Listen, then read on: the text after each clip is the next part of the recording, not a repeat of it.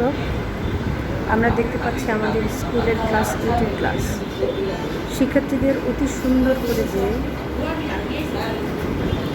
সৃজনশীল কাজের মাধ্যমে তারা ক্লাস সাজিয়েছেন এবং তারা এখন ক্লাসে জুতা ব্যবহার করে না। তারা খালি পায়ে সুন্দর পরিষ্কার পরিচ্ছন্ন শ্রেণীকক্ষে ক্লাস করে। আর তাদের এই উদ্ভাবনী কাজ দেখে আমরা সত্যি আনন্দিত। কোনো কাজ সুন্দর করতে আসলে টাকা লাগে না, যদি সুন্দর একটা মন থাকে তাহলেই হয়তো 80% হয়ে যায়, বাকি 20%। আর আজকে আমি এই ক্লাস 8-কে যা দেখলাম, ওরা সম্পূর্ণ টাকা ছাড়া কাজ করেছে। 20% টাকা ওদের প্রয়োজন হয়নি।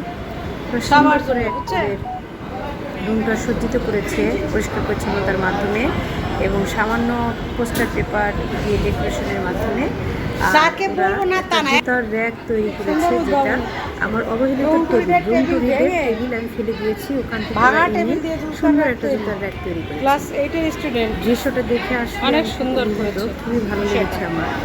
আমার শিক্ষার্থী যে এরকম সুন্দর করে পারে, ওরা অবশ্যই পারবে এবং একমাত্র শিক্ষার্থীরাই পারে একটা নতুন প্রজন্মের জন্ম দিতে, যা আমরা দেখতে পাচ্ছি আমাদের আজকের এই বাংলাদেশকে, যাকে তারা সুন্দর করে বাংলাদেশকে সাজানোর একটা প্রচেষ্টায় তারা নিয়োজিত রয়েছে এবং প্রত্যেকটা দেয়ালে রাস্তা